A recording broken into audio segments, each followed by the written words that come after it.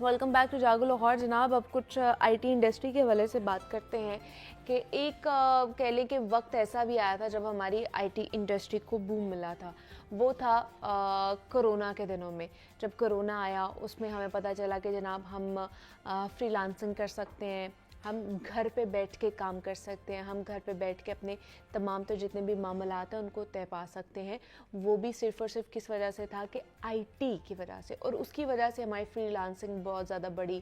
لوگوں نے انٹرپرینورشپ کی طرف گئے, وہ پلیٹ فارم جو ہے نا اس کو ایکسپلور کیا اور اپنے بزنس اسٹارٹ کیے. آئی ٹی کو بوم ملا. جتنے بھی لوگ منسلک تھے آئی ٹی سے ان کو بہت اچھے طریقے سے کہہ لیں کہ اپرچونٹی ملی کہ وہ آگے بڑھ سکتے ہیں. لیکن پھر ایک وقت ایسا بھی آیا کہ جناب کچھ فیصلے لیے گئے ہماری گورنمنٹ کی طرف سے, اور ان فیصلوں سے ہماری جو آئی ٹی انڈسٹری ہے اس کو مشکلات کا سامنا کرنا پڑا. مختلف کہہ لیں کہ ہمارے آئی ٹی فرمز اور ایکسپرٹس ہیں جن کی بیرون ملک منتقلی بھی ہمارے سامنے آئی ہے, کہ جنہوں نے ملک چھوڑ کر باہر جانے کو زیادہ ترجیح دی کہ یہاں پر اب ہمارا کوئی فیوچر نہیں رہا ہے. اس کے ساتھ ساتھ ہم نے دیکھا کہ حکومت کو خصوصی اقدامات لے کر آئی ٹی انڈسٹری کو تباہی سے بچانا ہوگا. اب یہ وقت آ چکا ہے کہ جس میں ہمیں اب کچھ ایسے فیصلے, کچھ ایسے انیشیٹوز لینے چاہیے جس سے ہماری جو آئی ٹی انڈسٹری ہے اس کو بچایا جا سکتا ہے.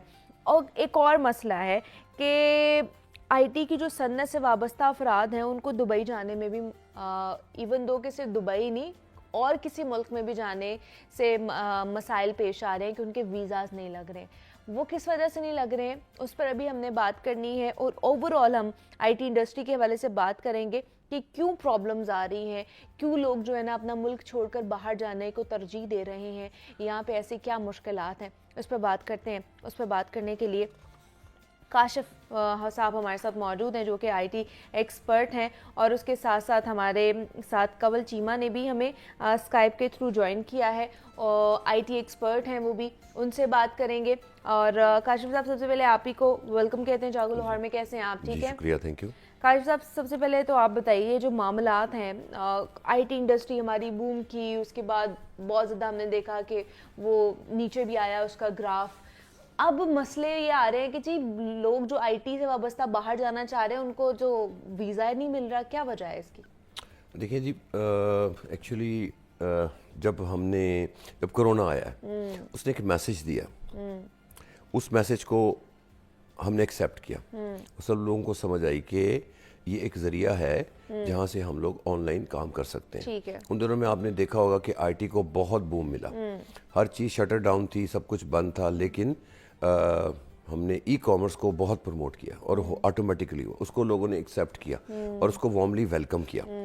پھر جب کرونا ختم ہوتا ہے اور واپس روٹین پہ سب کچھ آتا ہے, ان لوگوں کے بزنسز زیادہ بہتر ہوئے کیونکہ کاؤنٹر سیل بھی ہوئی, اور جو ان کی ایک سسٹم سیٹ ہو چکا تھا, لائن سیٹ ہو چکی تھی آن لائن کی, انہوں نے اس کو بھی جاری رکھا. الٹا بزنس جو ہے نا وہ پروموٹ ہوا, وہ کم نہیں ہوا. اس کے بعد ظاہر ہے پھر چلتے چلتے حکومت کی پالیسیز جو ہیں وہ بڑی سخت تھیں. پھر کچھ ٹیکسز کے معاملات ہیں جو ای کامرس میں پرابلمز آ رہی ہیں لوگوں کو, تو اس کے لیے جو باہر سے ٹرانزیکشنز ہوتی ہیں اور جو ریمیٹنس آتی ہے اس کو ایزی نہیں کیا گیا نا. اس کے اندر ایز کرنے کی بہت زیادہ ضرورت ہے. اور جب آپ ایز کریں گے تو آٹومیٹکلی آپ کا پیسہ جو ہے وہ آپ کے ملک میں ڈالر زیادہ آئے گا اور پراپر چینل سے آئے گا. اب ایکچولی پراپر چینل پر لانا ہی سب سے بڑا کام ہے. تو وہ تبھی ہوتا ہے جب آپ کسی چیز کو نا ایز کریں, اس میں ایز ڈالیں, نہ کہ اس میں مزید مشکلات ڈالیں. تو پھر لوگ کیا کرتے ہیں کہ اس کا دوسرا حربہ جو ہے نا وہ اختیار کرنا شروع کر دیتے ہیں. تو ایک تو یہ چیز, اور دوسری آپ نے جو سوال کیا کہ جی چونکہ بوم آیا اور پھر پالیسیز کی وجہ سے ڈاؤن آیا, اور پچھلے دنوں میں انٹرنیٹ کے اتنے مسائل آئے اور جو اسٹل ابھی بھی ہیں, مطلب ایک دم سے کچھ نہ کچھ ہو جاتا ہے, کچھ نہ کچھ سلو ڈاؤن ہو رہا ہے ہمارے انٹرنیٹ. ہاں, اس کی وجہ سے بھی مسائل آ رہے ہیں. اور ہمارا انٹرنیشنلی اتنا لاس ہو رہا ہے ہمارے فری لانسرز کو کہ آپ کی سوچ بھی نہیں ہے. ہمارے پاس $25 بلین کا ہدف ہے, اور اگر $25 ملین کا ہدف ہے تو ایسے تو نہیں پورا ہوگا نا. اب ہماری تقریباً سمجھ لیں کہ آپ $25 ملین کا آپ ہدف بتا رہے ہیں. $6 ملین تو ہم آئی ایم ایف سے لیتے ہیں قرضہ, اور آپ $25 ملین بتا رہے ہیں. ہدف ہے نا یہ, اب سوچ ہے نا, سوچ تو چلو اچھی ہے, سوچ پر تو کوئی پابندی نہیں ہے, لیکن بات یہ ہے لیکن اس کے عمل کیا ہے, پالیسیز کیا ہے, انیشیٹوز بھی تو لینے چاہیے نا. اچھا, اب ایک چیز تھی کہ لوگ جو آئی ٹی کا ہماری جو کریم تھی خاص طور پہ, وہ یہ سوچتی تھی، بلکہ ان دنوں میں سوچنے پہ مجبور ہو گئی تھی کہ وہ شوڈ لیو دا کنٹری اور ہم باہر جائیں، جس کی وجہ سے آپ دیکھیں تو پاسپورٹ آفس میں بہت رش ہے.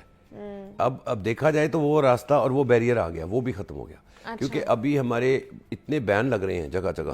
اب آپ وہ یہ دیکھیں نا، جو دبئی کو دیکھیں، دبئی کا ویزا کتنا ایزیلی لگ جاتا تھا، اب اس کا ویزا بھی نہیں لگ رہا، وہ بھی آپ کو ریجیکٹ کر رہے ہیں. 27-28 اضلاع ایسے ہیں جہاں آپ پر پابندی ہے. اچھا، آپ نہیں جا سکتے. انہوں نے لکھے ہمیں کہ یہ آپ کے جو ہے جتنے شہر انہوں نے لکھ دیے، انہوں نے کہا کہ جی یہاں سے جو بھی آئے گا اپلائی کرے گا وہ ڈائریکٹ اس کو جو ہے وہ ریجیکشن لگے گی.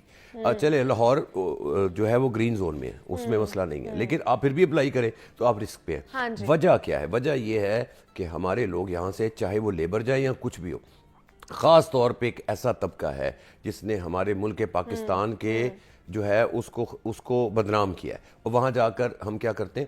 فراڈ میں انوالو ہو جاتے ہیں، اور ہم لوگ بیگنگ میں انوالو ہو جاتے ہیں، بیگرز بن جاتے ہیں. اب یقین کریں کہ یہاں سے جہاز کے جہاز بھر کے جا رہے ہیں. ایک ایسا میکنزم بن گیا ہوا ہے کہ جیسے کہ آپ سمجھ لیں نا کہ وہ انٹرنیشنل چین بن چکی ہے. وہ سعودیہ میں تھا، وہاں پر ہمارے اوپر پابندی لگی، اور اب یہ دبئی میں ساری چیزیں ہو رہی ہیں. جیسے آپ منیبا ہمارے یہاں پہ ٹرک بھر بھر کے جاتے تھے، ہاں بالکل، وہ پھر ایک مافیا ہے. اب وہ مافیا انٹرنیشنلی بن گیا ہوا ہے، اور وہ وہاں پر بھی جا کر اس کے اوپر میرے خیال سے کارروائی کرنے کی ضرورت ہے.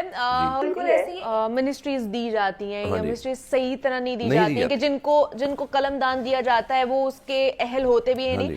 تو ہمارے فیڈرل منسٹر ہیں جو ہماری آئی ٹی کے ہیں، شزا فاطمہ، ان کے اوپر کافی تنقید بھی ہوتی رہتی ہے سوشل میڈیا پر.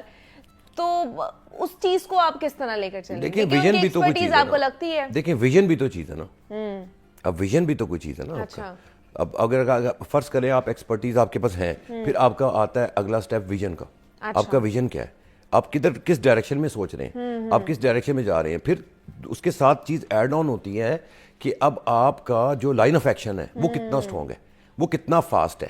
یہ سب چیزیں ملیں گی تو ایک اچھی ریزلٹس آؤٹ ہوں گے. یہ خالی ایک بات پر نہیں ہوتا. پہلی بات منسٹری آ گئی، پھر آپ کا ویژن آ گیا، پھر آپ کا لائن آف ایکشن بھی ہے کہ آپ اس کو کتنا فاسٹ کرتے ہیں. مطلب اگر میں اپنی بات کروں تو میں اگر آج کچھ سوچتا ہوں تو میں کل اس کا امپلیمنٹ کر دیتا ہوں. میں پرسوں کا انتظار نہیں کرتا، کیونکہ میں بلیو کرتا ہوں کہ آپ آج کا کام جب کل پہ ڈالیں گے، کل آپ کو پرسوں پہ ڈال دے گی. سو انٹرنیٹ کی رفتار تیز ہے نا، تو آئی ٹی کا ایک مزاج ہے. میں اکثر یہ کہتا ہوتا ہوں اس کے مزاج کو سمجھیں. آپ اس کا مزاج یہ ہے کہ اس کی سپیڈ، اس کی رفتار بہت تیز ہے. آپ کو اس کی رفتار سے چلنا ہے. اگر ہم اس کی رفتار کو ٹچ نہیں کرتے ہم پیچھے رہ جاتے ہیں، اور وہی ہمارے ساتھ ہو رہا ہے. ٹھیک ہے، اب یہ ہے نا ہماری حکومتی عہدیداران کے اور ان کے فیصلوں میں یہ چیزیں ہمیں نظر آنی چاہیے. کاشف صاحب آپ سے بھی یہی سوال کروں گی، جس طرح میں بات کی کہ کراچی میں وہ بندہ ایف آئی اے نے پکڑا ہے کہ تیسری دفعہ وہ اٹیمپٹ کر رہا تھا سعودیہ جانے کا، عمرہ کرنے کا، اور اس کا جو کنسلٹنٹ تھا اس نے کہا تھا کہ وہاں پہ جاؤ اور تم پہنچ جاؤ، میں تمہاری رہائش کا بندوبست کروں گا، اور وہاں پہ جا کے تم نے کما کے مجھے پیسے بھیجنے. کہ وہ 2.5 سے 3 لاکھ چلے 5 لاکھ روپے لگا کے یہاں سے جاتے ہیں عمرہ کرنے، وہاں سے 25 لاکھ 30 لاکھ روپے کما کے آتے ہیں واپس. دیکھیں میں اب آپ کو تھوڑی سی بڑی مزے کی بات بتاتا ہوں. I lived in سعودی عربیہ. اچھا، میں وہیں پہ پیدا ہوا ہوں، وہیں بڑا ہوا ہوں، مجھے وہاں کا بہت زیادہ پتہ ہے. آپ کو اچھا پہلی بات یہ کہ بیگنگ کی بات کریں تو پاکستان کا بیگر پتہ کیا سوچتا ہے؟ اس کا مائنڈ سیٹ کیا ہے؟ وہ کہتا ہے کہ یار میں اگر پاکستان میں بھیک مانگ کے 50 60 70 ہزار کما لیتا ہوں، وہ فوراً ملٹیپلائی کرتا ہے کہ اگر میں یہ ریالوں میں کماؤں تو کتنے ہوں گے. یہ جو آپ 25-30 لاکھ کی بات کر رہی ہیں یہ شاید کم ہے. اچھا، اس سے زیادہ کما کے آتے ہیں. یس. اوہ واو. آپ کو شاید یاد ہوگا ایک ٹائم تھا جب میں نے خود دیکھا ہے، اور اتنی ہیوملیشن ہوتی تھی، اتنی ہماری انسلٹ ہوتی تھی. پاکستان میرے ملک کی انسلٹ ہوئی ہے، اور میں نے اپنے آنکھوں سے دیکھی ہے کہ جب ہم پر یہ ایجنٹس مافیا، یہ جو ایف آئی اے ہے، مطلب ایف آئی اے تھوڑا متحرک ہو نا، لیکن ایف آئی اے بھی متحرک بیچارہ کیسے ہو؟ ان کے پاس بندے ہی کم ہے. میں آپ کو آن ایئر کہہ رہا ہوں، اس وقت سائبر کرائم کے اتنا ریشو بڑھ گیا ہے، جبکہ جو تفتیشی ہیں بہت کم ہیں، تو وہ کیا کریں گے؟ اچھا دوسری چیز یہ، اس کو کس نے کرنا ہے؟ حکومت نے. یہ حکومت کی ذمہ داری، آپ اور ہم نہیں کر سکتے. اچھا اس وقت ڈرگس جاتی تھیں بہت زیادہ پاکستان سے، اور ایئرپورٹ پہ آپ یقین کریں کہ ایسا لگتا تھا جیسے کوئی کباب بن رہے ہیں. ٹک ٹک کی آوازیں آتی تھیں، اور انہوں نے ہاتھ میں کھرپی پکڑی ہوتی تھی، اور وہ آپ کے بیگز کو توڑ پھوڑ دیتے تھے. وہ فریمز کو توڑتے تھے یہ دیکھنے کے لیے کہ خدا نہ خواستہ ڈرگ تو نہیں.